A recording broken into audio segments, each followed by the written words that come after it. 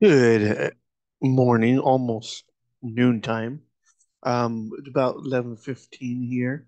I'm going to give you my overall feel about the whole three-season uh, original series called Star Trek Picard. Um, Last season was really, really good. Um, I'm glad they brought back the original crew of TNG, with some missing characters, of course, but overall, it was a very good series, a very good send off to TNG. And but I want to go back to the very beginning to um, the first season of Picard. Um, so let me go here actually.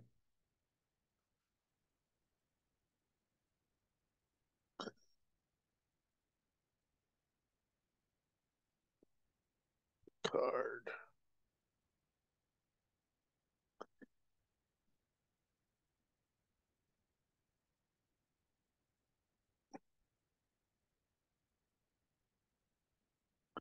I'm gonna go back to season one. Remembrance, maps and legends. The end is the beginning. Absolute candor. Stardust City Rag, The Impossible Box, and Pente, which is my favorite episode of season one. Broken Pieces, Et in Arcada, Ego, part one and two. Um, about season one, first of all, it was good to see Patrick Stewart back as Admiral Jean Picard, retired, by the way. And it was good to have him come back and continue the story of Picard after the destruction of Romulus, which was talked about in the Star Trek movies with Chris Pine, which introduced the Kelvin timeline, and brought back the late Leonard Nimoy in the first and second video of first and second movie of the Kelvin timeline Star Trek. Um, so that was cool. Um, And if you read the books, Last Best Hope is sort of a prequel to season one of Picard, written by Uma McCormick, I believe. It's a good story, very good story. I've read all three Star Trek Picard books so far. Um, yeah, Dark Veil, which is more of a Riker and Troy story, where Riker is I believe, working with the Romulans to have a better peace initiative in that regard. So that was, of course, we got remembrance. We have two daughters of Data that were created by using a neuron from uh, before, actually it's before, uh, who had some of Data's positronic uh, positronic brain neurons. And Bruce Maddox with Alison Bill's actress, with Agnes Girardi, created two twin synth droids who looked a lot more human than Data. And so the story starts with those two, Daj being killed and Soji be working in the Borg reclamation project with third of five, Hugh, played by Jonathan Del Arco, who has evolved in his look. He is less of the Borg machinery on him, which actually look better because if you listen or watch interviews about um, actors wearing the Borg um, costumes, or yeah, costumes, I guess you call them, it's a very heavy costume to wear. Um, so Jonathan looked a lot better. Jonathan Del Arco looked a lot better in this series than at previous times. So, um, anyway, and is the beginning absolute candor, Stardust, City Rag. This one, I think it's this one where we are actually introduced to Bruce Maddox, the character of Bruce Maddox. It's a different actor, unfortunately. Um, Stardust City Rag, where we are introduced to Bruce Maddox for the first time in what 30 years, I think it is, uh, since Measure of a Man. I think that's the only one that where Bruce Maddox had an appearance. He was mentioned, I believe, a second time in the TNG series, but Data's Day, Day's Day, and I think there's a third mention of Maddox. I think so in TNG. Um, but Bruce looked a lot more disheveled, if that's a correct word. Uh, uh, More of a mountain man, almost homeless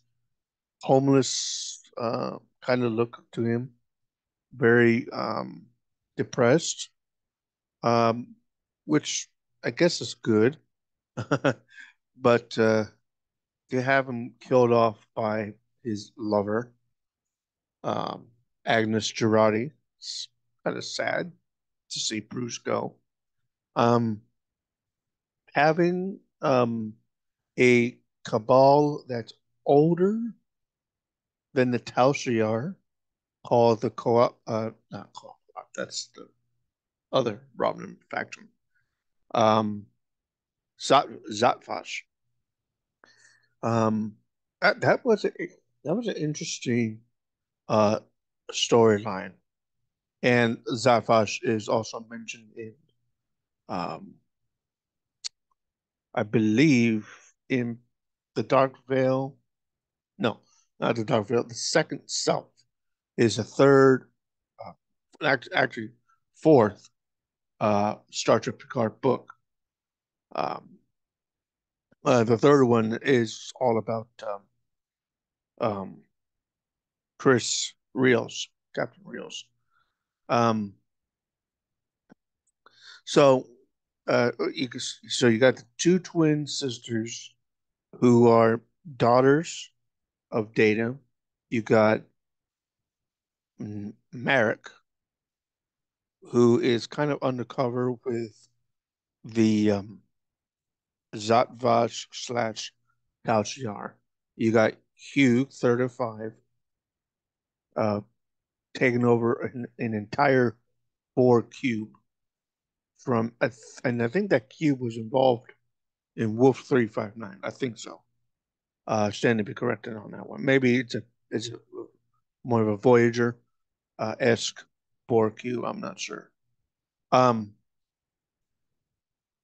but it's kind of it's interesting, interesting storyline there. Trying to remember without looking stuff up. Nepenthe, of course, is my favorite because we bring back Frakes and Marina Sirtis as Mr. and Mrs. Troy, Mr. Striker, I should say, um, and their daughter Kestra. And Kestra is named after, of course, the sister of Deanna Troy, who passed away a long time ago, long before TNG, I think, started um, in that timeline. And it was, and it was mentioned about Kestra, the first Kestra, in an episode called Dark Page. I think it's Dark Page. Uh, Major Barrett in there. There's a Hall in there, and there's a secret that Deanna never knew about her mother, Laxwana, that she had a daughter before Deanna. Whether it's with Ian Troy or some other guy, I don't know. Um, but anyway, Castra, the lady, the actress who played Castra in season one, very good. Um, but Thad is also in. Thad has an appearance um, in the through the book The Dark Veil, which I finished. It was a very good um, story, but Thad is still alive between that book and before season one of Picard. So, but it was a good story. If you have not read The Dark Veil yet, go ahead and read it. If you have not read the Last Best Hope, book one of Star Trek Picard book series, read that as well. If you really like Rios, Captain Rios, Cristobal Rios, uh, read him. And of course, you got the Co-op Malat with a young Romulan boy named Eldor, and he took a liking to Admiral Picard as a boy. Admiral Picard left. um, he left for some reason. He did his, but the first time he came, he went to that planet where the Quat Malat lived. Um, he did his best to get all the Romulans into a safe zone during the supernova of the Hoba system, which destroyed Romulus. Um, Picard did his best, and when he came back, there was some kind of animosity uh, in the first few episodes. I think it's Absolute Candor where Jean-Luc Picard comes back to that particular planet, and he meets with the Co-op Malat, and Elnor by this time is grown up, and there's a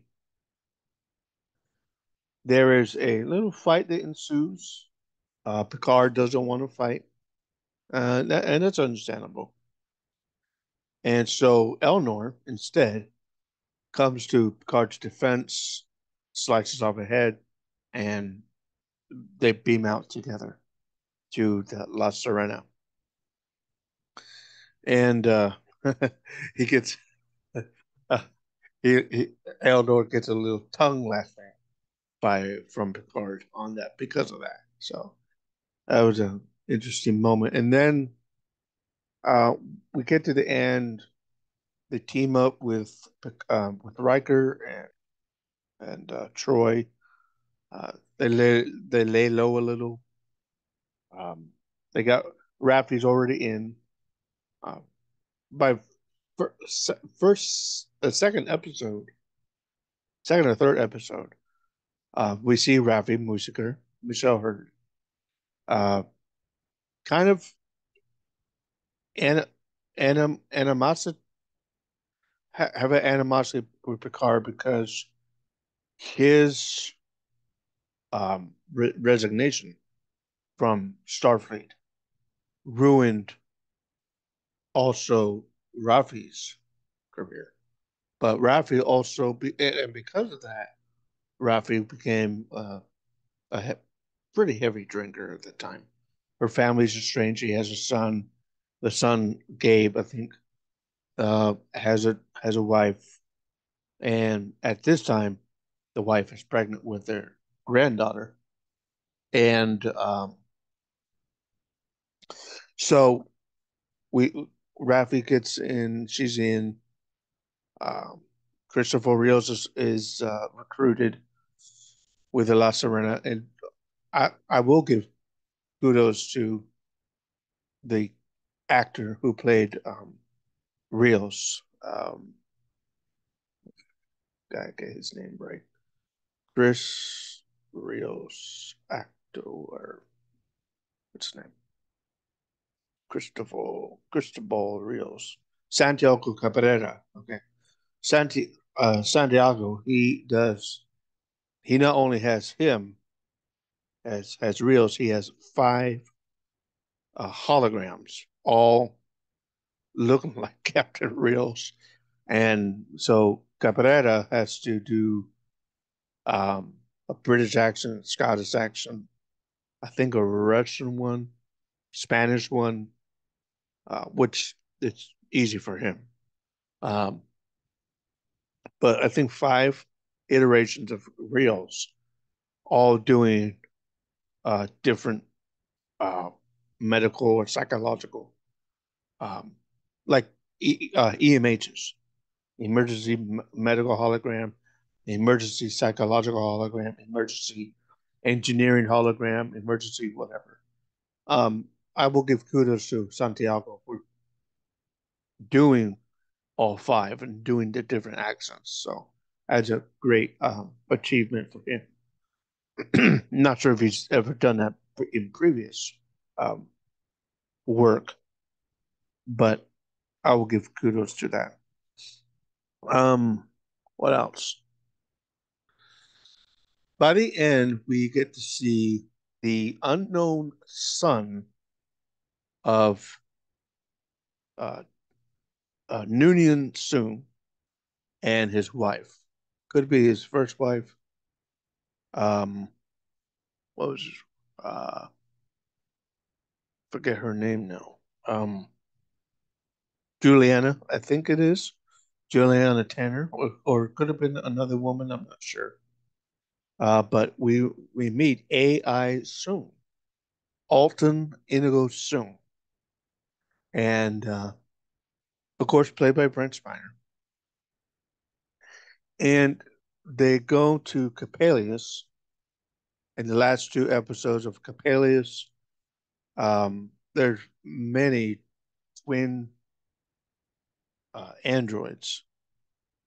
Um, some played by um,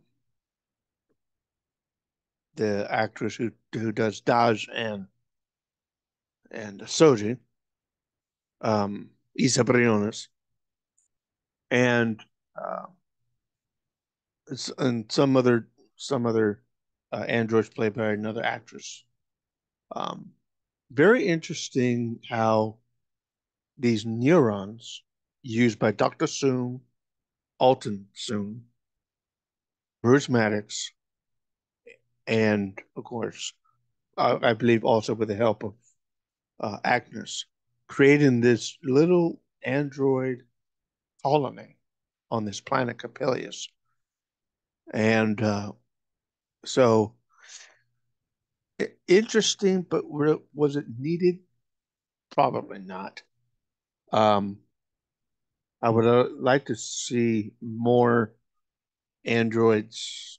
Person for me, I would love I would love to have seen more androids that looked a lot more like Data or had the emotions of Lore in that season. But um, having Riker come back on the Zenshu or whatever Chinese name for the ship, it was Zhengzhei. But it was cool to have Riker back in that last episode trying to fend off the Tao Shiar slash Zatvash. Um, I will give credit also to Orla, who plays uh, the Romulan house sitter, Romulan maid. What's her? Oh my gosh! Now I gotta look up names, but Zaman, and what's her name? Shaban.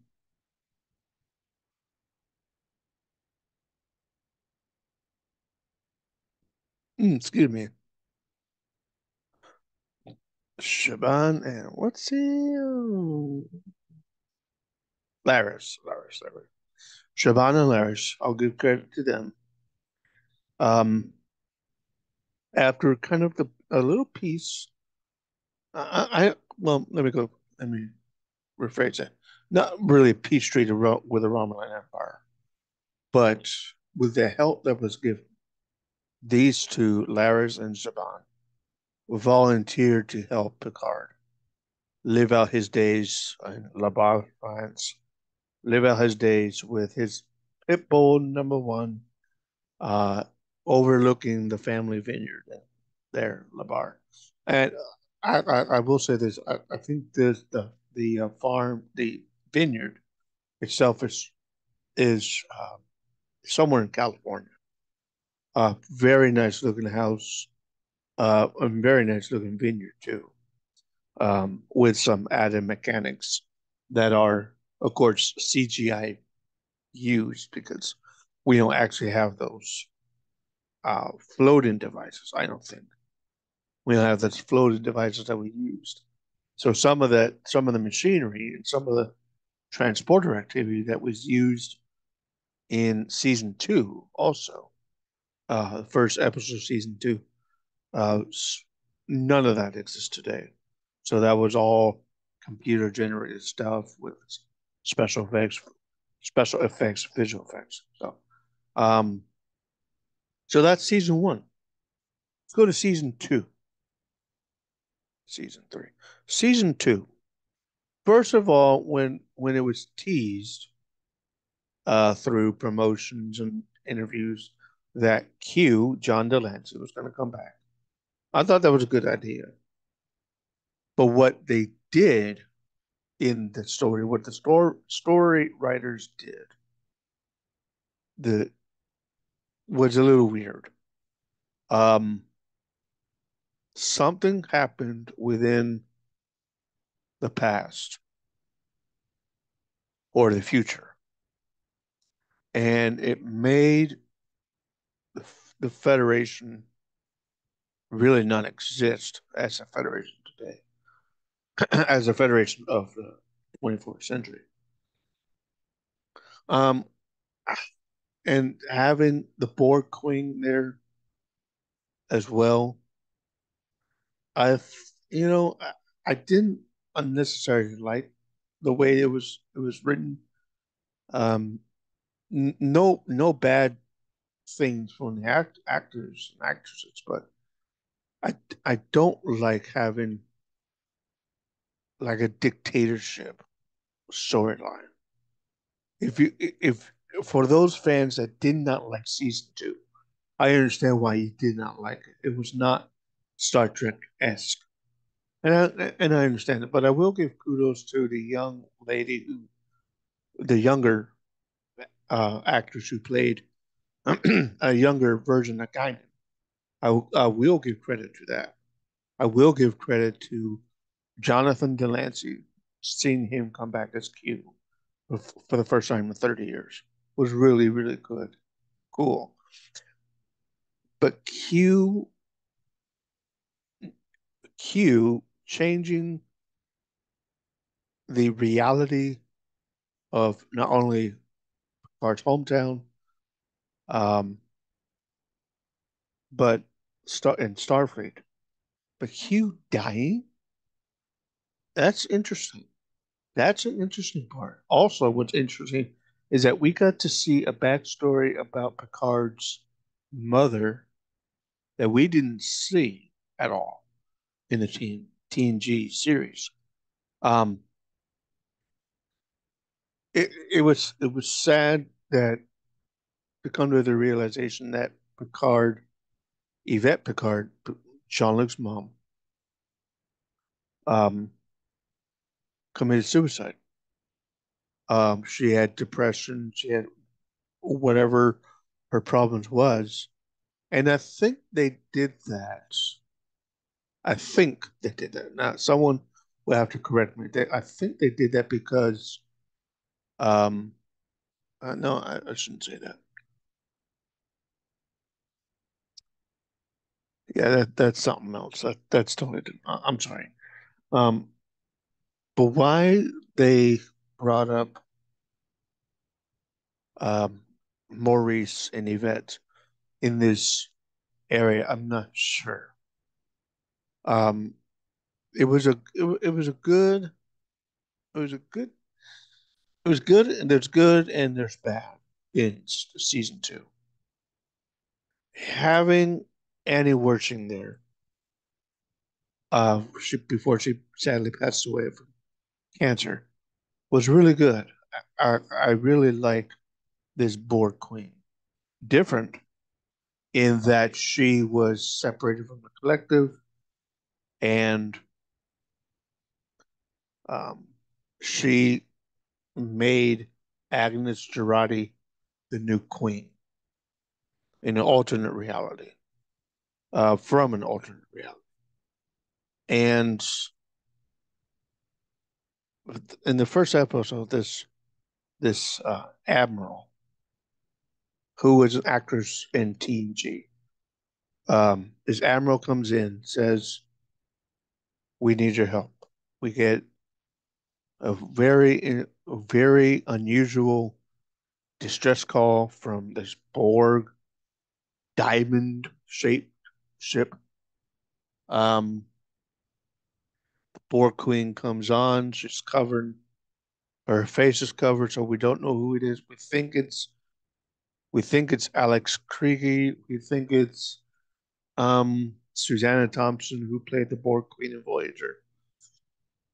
Uh, but it's at the very end, it's Agnes Girardi as the Borg Queen.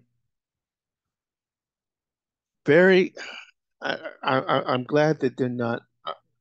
No ill words toward Alison Pill, but I'm glad they did not bring the Borg Queen to season three. That Borg Queen. To me, honestly, it did not work. It did not work. Also, um, you got Q, who plays a psychiatrist, um, who's pretended to be a psychiatrist, and he is pretty much asking a an ancestor of Jean-Luc to stay off the mission to go somewhere, stay off the shuttle, stay off the yeah, I guess the shuttle, I guess. Um, Trying to convince this ancestor Jean-Luc not to go through the mission, to stay behind, to not commit. And but she gets there, and there's basically this the same this or this actress who plays Laris also plays this watcher. Guess you call a watcher. Um, and she takes on the form of this this ancestor Picard. Uh, Ancestor of Picard, season two.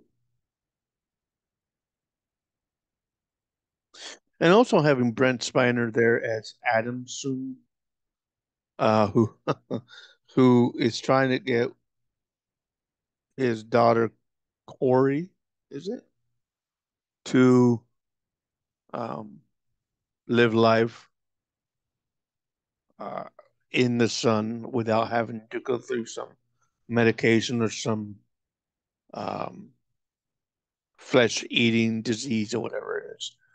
Uh, the whole of the whole of season two was really weird.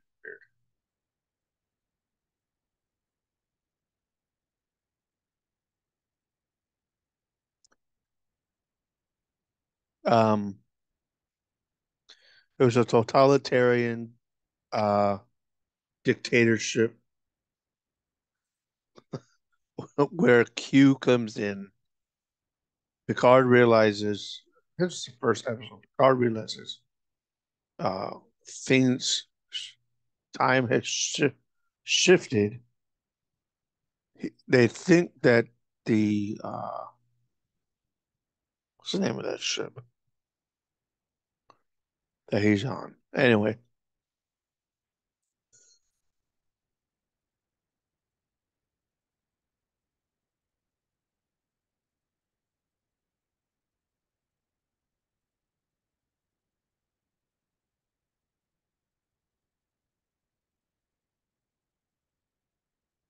Xenophobic Confederation of Earth,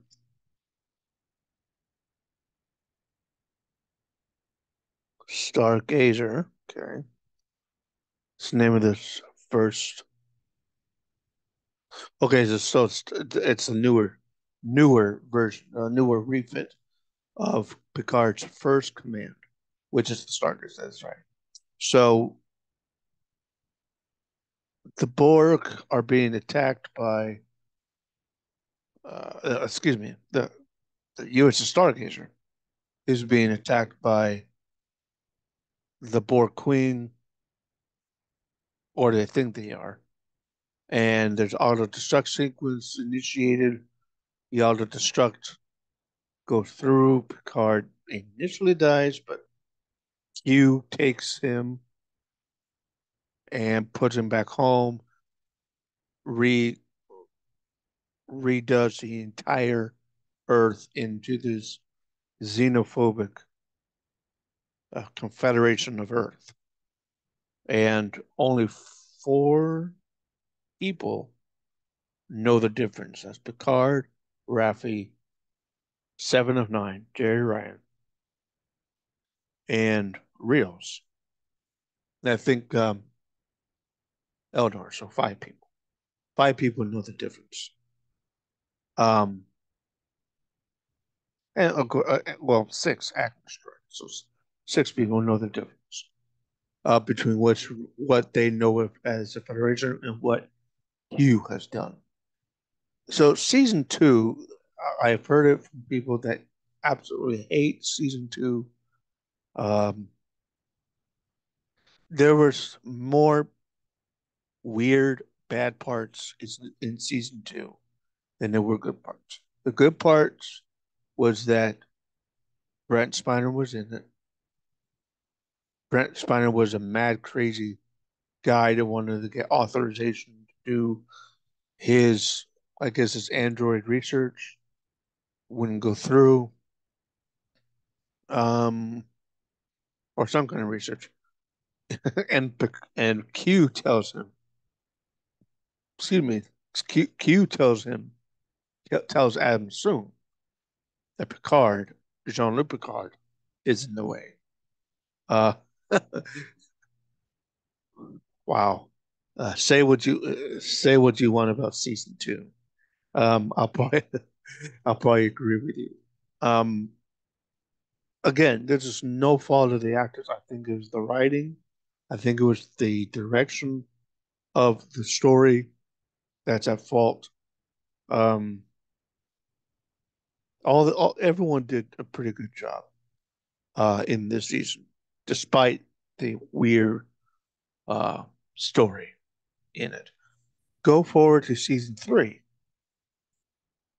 Uh, it it starts with um, where am I? Here we go. It starts with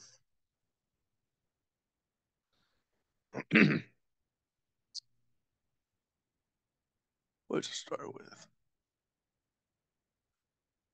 No, forget. Whoops. It starts with the USS Titan. Leah. Oh, well, actually, it starts with Picard and Riker.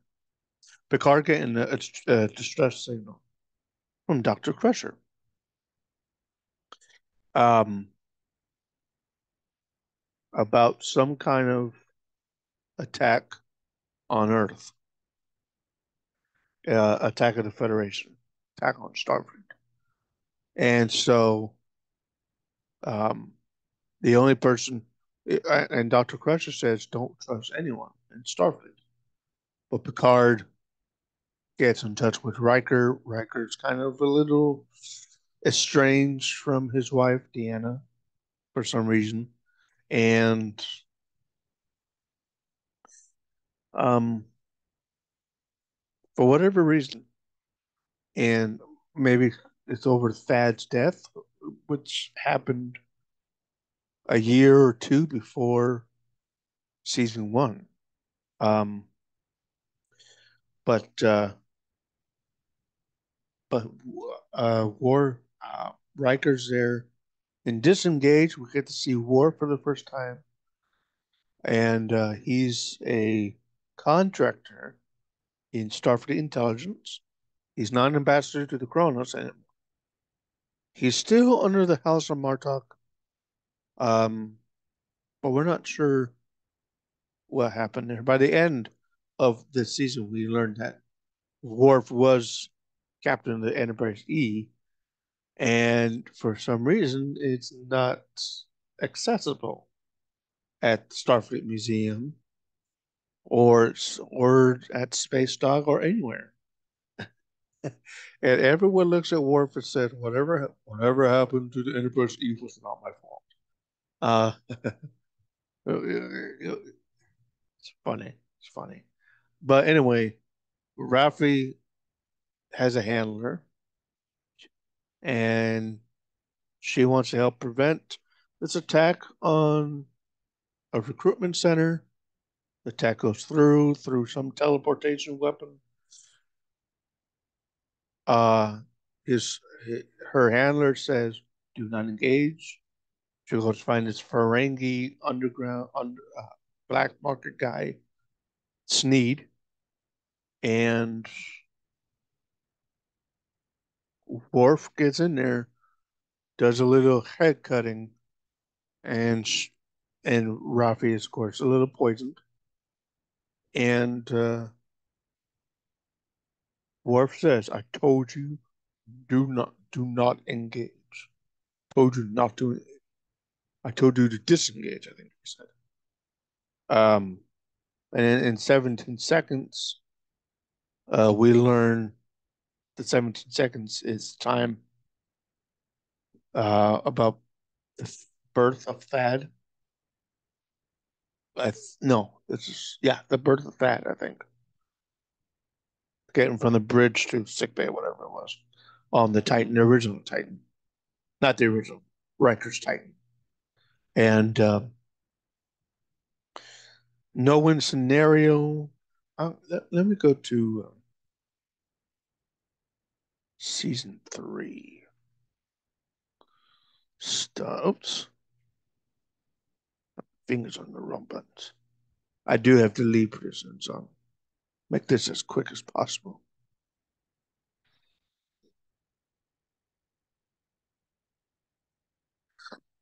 17 seconds. Disengage. 17 seconds. The strike attacks the Titan.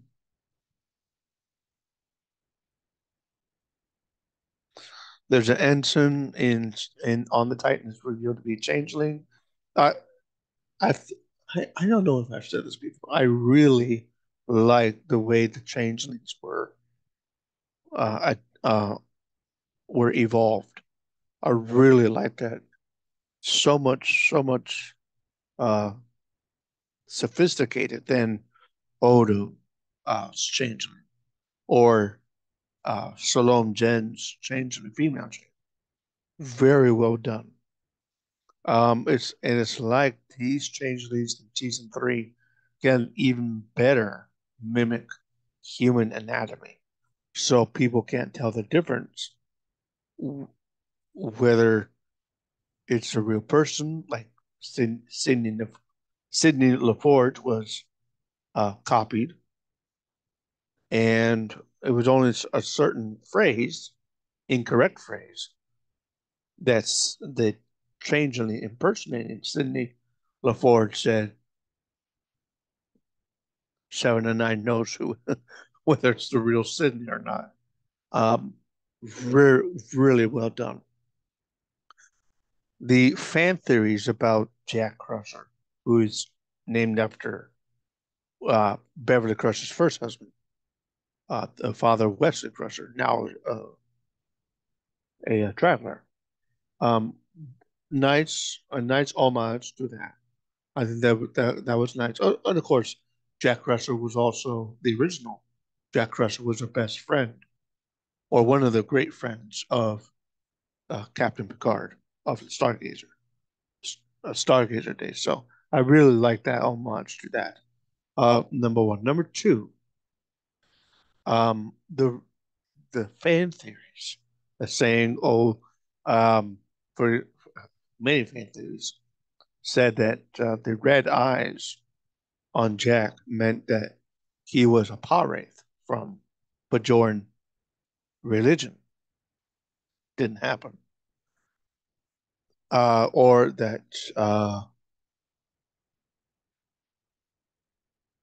that Jack Crusher could be an animorph from the episode called The Dauphin, if you remember that one. That, of course, I'm not sure that's a theory, but the red eyes could be a factor. No, it was actually a thing of the Borg, to where the Borg, uh, even though Picard was taken out of the collective, there was some dormant Borg thing, some kind of Borg um, bi- biology that lay dormant in Picard for 30 plus years, but it was passed onto Jack, and it lay dormant for many years until much later, to where Jack is seeing visions, he's hearing voices, he is hallucinating, he sees red vines, he sees a red door, and Lord knows what all that can mean. Um, you got the changelings, you got Jack, and you go to um, Alton 3 or Alton, one of the Altane systems where Starfleet Museum is at, and or Datestrom Station, and I have a whole new fan fiction story on that one. Yeah, that's just started writing. So check out the first chapter on that. I think I first or two chapters. Um, what was I going to say? But you got all these, and then you realize, okay, you go to the Starfleet Museum, you get in touch with Jordan LaForge, Commodore LaForge now. Um, you go to Daystrom Station, which is more of a space station. It's a relay station, I guess, that is being attacked by Starfleet officers who are changelings later on. And Worf, Raffi, and Riker go into there. They they get on there first time. They put in a little security thing, a little key to get in. An alarm goes off, and they make sure their presence is known in a nice way. Um, they're kind of spied on through the security system, and then they meet Moriarty, which is what Daniel Davis. Very cool to have him back. A little more different than the Moriarty of the TNG. Um, and this station is also Section 31 operation too, which is interesting. You got the original body of James T. Kirk from Generations. You got the Genesis device from Wrath of Khan. You got the Phaneron radiation from Nemesis. You get a very angry triple in there, scared Worf a little bit, so that was cool. Um, and then you got into this main thing, and they're trying to. There's flats, flat notes, sharp notes being played with a very untrained violinist. That's what it sounds like, a screeching violinist. And then they get closer, they get closer, they get closer, and then you hear the finely tuned uh, first 10 notes or so of Pop Goes the Weasel. And then Riker says, and Riker whistles the last part. It was the same one from way back to Encounter our Far Point. And that was the password to get into the manifest. Uh, Very nice homage there. And then we get to see a new version of this M15 droid, android. It looks like Data, but adds a little bit of lore, a little bit of B4, a little bit of Law from the Offspring. And so that was cool. Uh, and he is the manifest, as Worf says. As Worf says, he is he's not protecting the manifest, he is the manifest. And that was kind of cool. They have this uh this question. What did the changeling steal from Station? And it was, we realized it's the original body of Picard, the organic body, not the Picard by then, by season 2. Picard is a golem or is a golem of the original. And we finally realized after 35 years or so, oh, stop, that Irumodic syndrome was a fake. It was some fake thing for all good things. Um, and we think, okay, Irumodic syndrome, you got Irumodic syndrome, and you got Q in the last episode, all good things, switching Picard from 3 different time periods. So what the heck is going?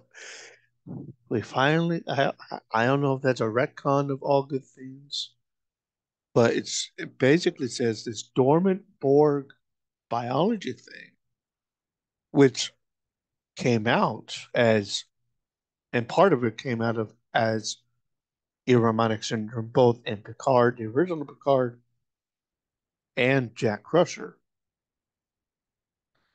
Now it's not really a thing. Irumodic syndrome is not really a thing. It was a facade of something worse, I guess.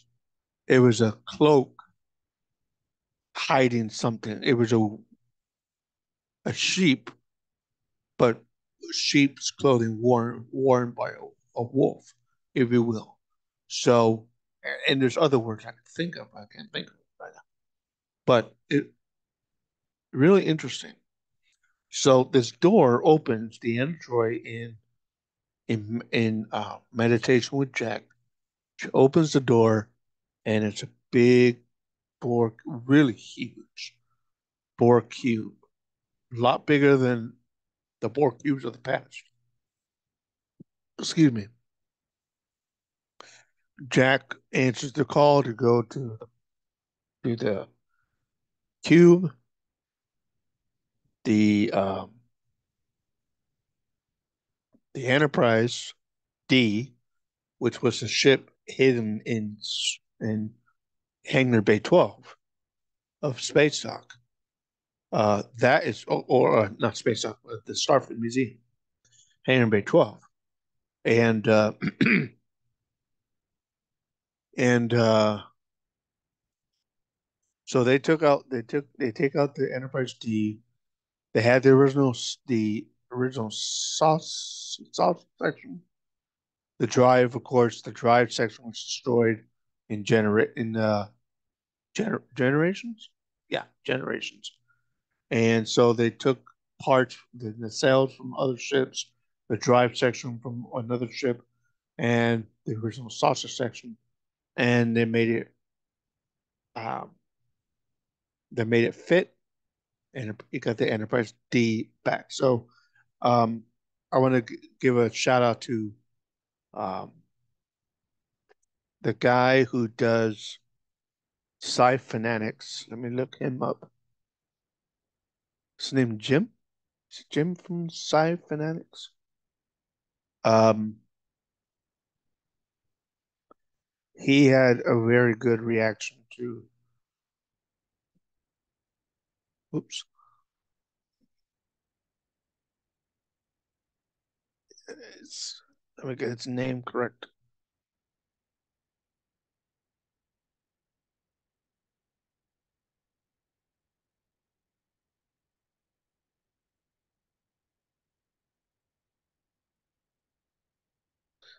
Um,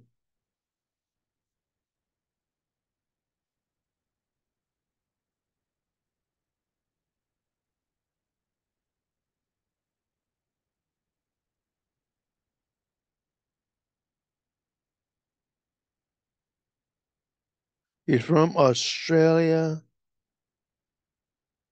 Uh, Merch Patreon. Oh, let me look at his Twitter, see if I can get his name.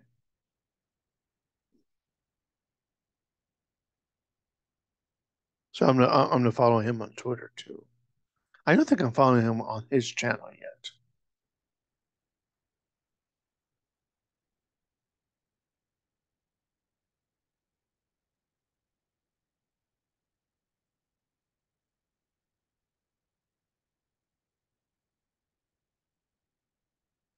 I'm gonna watch one video of him. Forget his first name. Let's see. Tune in on Fanatics. Hey, that's Elnor.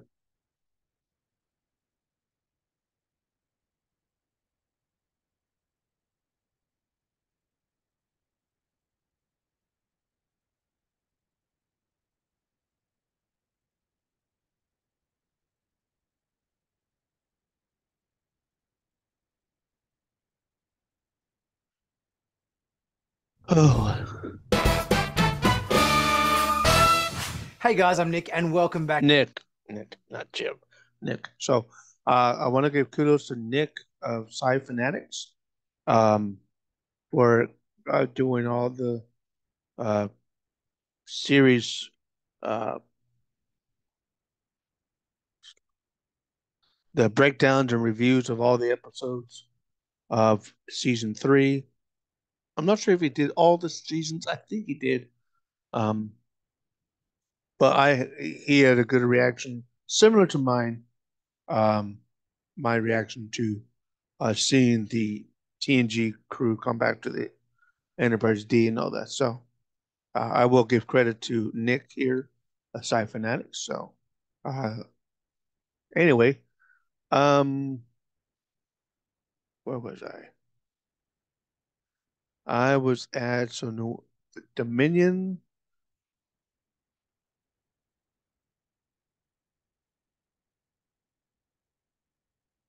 So the Dominion gets in trouble in the Chintaka system, which was part of the Dominion War, um, back in DS9 days, and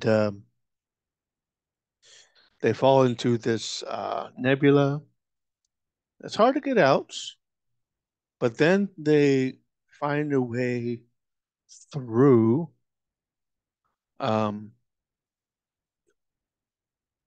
these storms. I guess I don't know. But they find a way and they see these little creatures that look like the creatures from Encounter at Farpoint, the baby of the original aliens. So from Encounter at Farpoint. So anyway, set of course it was very good to see Michelle Forbes as Ro Laren back at Starfleet, and so Ro Laren is back. We saw Wesley Crusher in the end of season 2 as a traveler. So that was good. And I'm not sure that I don't think they're gonna dwell too much on that particular part of the story of Wesley as a traveler and now Corey soon as a traveler. I don't think they can dwell on that. Um, they're going to leave it at that and allow the fan base to do their own fan fiction on that. But it was very good to see Ro Laren. It was good to see the Enterprise D. And at the very end, they're in the bar and they're saying their goodbyes. Um, Data has this little limerick he tried to finish, wouldn't be able to finish it. Um, I, I will say this: the sequence between Data and Lore inside the Positron network was really cool, really really cool, and we got to see Spot again. We got to see Tasha Yar through the little memorial hologram. We got to see the pipe and the hat of Sherlock Holmes holodeck program. That was cool. That was cool. I will give kudos to Brent Spiner as well for doing such a great job doing both characters again at the same time. So, do I like this Data? Yes. Finally, after almost 40 years, 40 years because Data was a part of Starfleet before he came to the Enterprise. So about 40, maybe 50 years of service for Data in Starfleet. Um, Before his death on Nemesis, before his death at the end of season 1 of Picard. So about 45, maybe 50 years of service. And in some stories, Data is a captain of the Enterprise E. In some fan fiction stories, in some comic books, Data is captain. In some parts, in the Perchance to Dream, not the Perchance to Dream, but in these books here, let me show you. I have the Cold Equations books, like these. Uh, that I believe is, well, that's Noonien, a young Noonien Soon, but I think that's actually before, looking like uh, Noonien Soon. But this is a good series if you like to see what happened to Data after Nemesis. It's a very good series. So anyway, that's my critique of all the seasons of Picard, and I'm gonna say yes. I think Terry Matalas should take over Star Trek. Hashtag Star Trek Legacy. Screen Rant or Screen Crush, excuse me. Screen Crush, who does all the breakdowns, all the Easter eggs. There, let me go to that channel real quick. Screen Crush. Let's see if I got him. Yeah, this dude. I love his breakdowns. Of course, he has a team of doing it, people doing it, and he does Mandalorian as well. He does Ant-Man and Wasp. He does all these Easter eggs and breakdowns. So I'm gonna give kudos to this guy here, Screen Crush, um, for doing all his. He. This guy did not do season 2. I don't think of Picard. He did. I'm not sure if he did season 1. I know he did season 3. So well done to Screen Crush. Well done to Nick, Fanatics. So I don't necessarily subscribe to your channels yet. I may or may not. I do want to give kudos to that. So I do have to go, and I hope you enjoyed this critique of the entire series of Star Trek Picard season 1, season 2, and season 3. Um, I do have a fan fiction story. Let me go to that real quick. I want to. Oh, I don't have it saved. Let's see. Fanfiction.net. I do have a story prepping up called Star Trek Daystrom. That's the newest one. Let's see, where am I? Doc managers. And I'm also doing Star Trek Voyager, where Crew and Enterprise before Nemesis, about the same time as Voyager launched and lost, about a week or so, a month later, the Crew and Enterprise is tasked to finding the USS Voyager and helping Janeway bring her crew home. So I got these two stories. Daystrom has 2 chapters, and Star Trek Voyager has 2 chapters. So please check those out when you have a minute. And I will see you guys later. Right now in Fleet Command, I what am I doing right now? I am doing. I had. I think I'm. I updated the refinery. Shipyard is done. I think what I'm doing now is uh, Astronautic Studio. I think so, because that does have to be built up to level 19. It's at level 14 right now, I think. So tonight there will be an episode of Star Trek Fleet Command, and tomorrow all day there will be. Oh shoot! It's Friday. I didn't do Faction. I'll do Faction Friday tonight. Sure. I totally forgot about that one. Um, Forgot about Faction Friday. I just reminded myself of that. I will do Faction Friday tonight. I'm gonna make a note to remember to do it. But I am doing a building project right now, and I can't do any research until I get to certain uh, level 20 of R&D. I think for sure. So I need R&D at level 20. I need operations at level 20 to do certain research. So we're not doing research right now in Star Trek Fleet Command. So just let you know. But I did not do Faction Friday, and I do apologize for that. So I do have to leave, and I'll see you guys tonight. Thank you for viewing this video, and I will see you later. Bye bye.